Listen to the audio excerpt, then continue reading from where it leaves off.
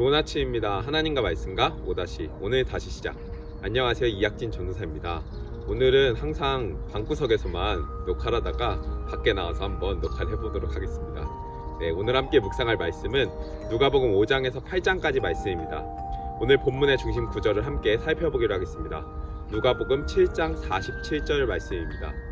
이러므로 내가 내게 말하노니 그의 많은 죄가 사하여졌도다. 이는 그의 사랑함이 많음이라.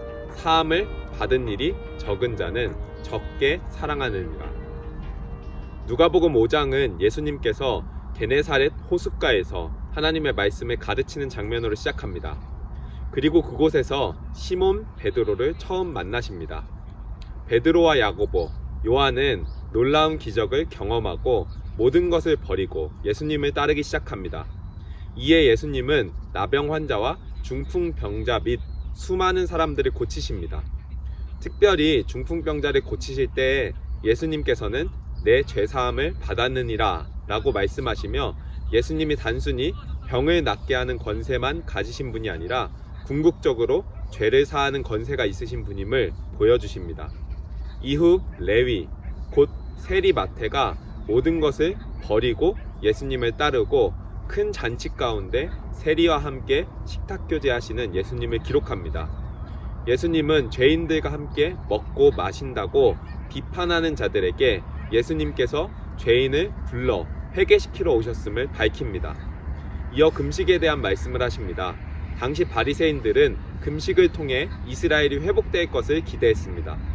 그러나 예수님은 회복은 메시아이신 예수님을 통해서 오기에 예수님과 함께 있는 제자들은 회복을 위해 금식할 필요가 없음을 말씀하시며 신랑을 빼앗길 곧 예수님이 죽으실 때에 금식해야 함을 알려주십니다. 이어 새 포도주는 새 부대에 담으라고 말씀하시며 묵은 유대교 전통을 풍자하시며 새 민읍을 요구하십니다.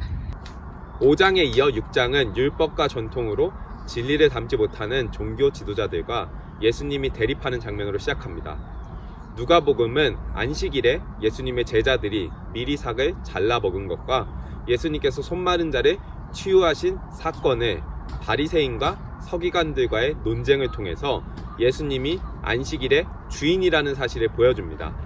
이어 누가는 다른 복음서에서 보여주지 않는 예수님께서 12 제자들을 세우기 전에 철야 기도를 하셨다는 사실을 보여줍니다. 이어 예수님께서 제자들과 평지에 내려오사 수많은 유대인들과 이방인들이 각지에서 나아왔고 예수님께서 그들을 치유하시고 소위 평지설교를 하십니다. 평지설교는 마태복음의 산상수훈과 비슷하지만 그와 다르게 4가지 복과 4가지 재앙을 선언하며 다른 복음서보다 반전으로서의 구원을 잘 제시합니다. 이어 예수님께서는 사랑에 대한 주제를 말씀하시며 이 사랑이 원수 사랑까지 나아가야 함을 말씀하십니다.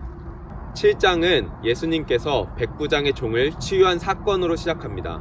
본문은 누가복음에서 이방인을 직접적으로 다루는 첫 기록이자 이방인의 믿음을 칭찬하시는 장면을 보여줍니다. 이어 나인성 과부의 아들을 살린 사건이 등장하는데 이것은 열왕기상 17장에서 엘리야가 사렙다 과부의 아들을 살린 사건을 떠오르게 합니다. 한편 투옥 생활 중 이러한 예수님의 치유와 복음 전파 사역을 전해들은 세례 요한은 자신이 기대한 심판하는 메시아로서의 모습이 아니자 제자들을 보내 질문하게 했던 것으로 보이고 이에 예수님께서 답하십니다. 이어 예수님은 장터에서 놀이하는 아이들의 비유를 들어 요한과 예수님의 사역과 복음에 반대하는 시대의 사람들을 비난하십니다. 예수님은 시몬이라는 한 바리새인의 집에 초대받습니다.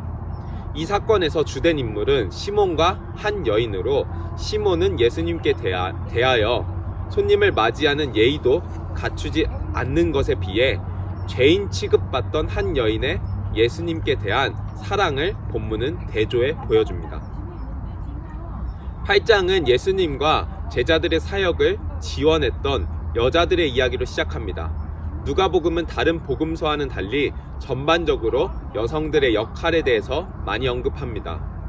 이어 예수님은 나아온 사람들에게 씨 뿌리는 자의 비유와 등불의 비유를 통해서 하나님 나라를 설명하십니다.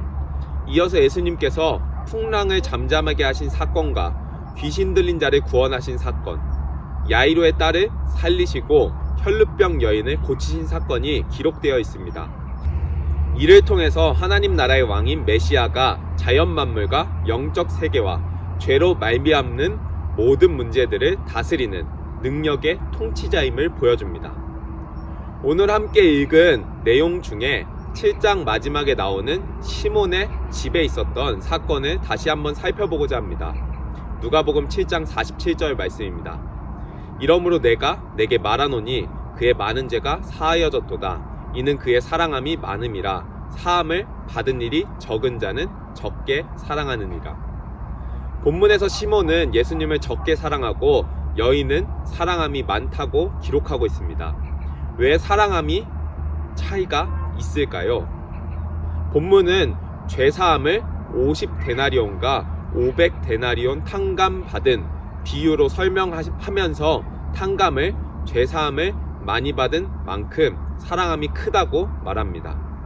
여인의 죄가 객관적으로 더 커서 500데나리온이라고 비유한 것이 아닙니다. 자신이 죄사함을 받을 자격 없는 죄인임을 깨닫는 만큼 자격 없는 자에게 주시는 하나님의 선물인 은혜의 값어치가 더욱 커지고 주를 향한 사랑이 더욱 커지는 법입니다. 사랑하는 기쁨 가족 성도 여러분, 오늘 하루도 우리의 자격 없음을 발견하게 되시길, 이러한 우리에게 은혜를 주셨음에 더 큰 감사와 더 큰 사랑을 고백하는 하루 되시길 간절히 소망합니다.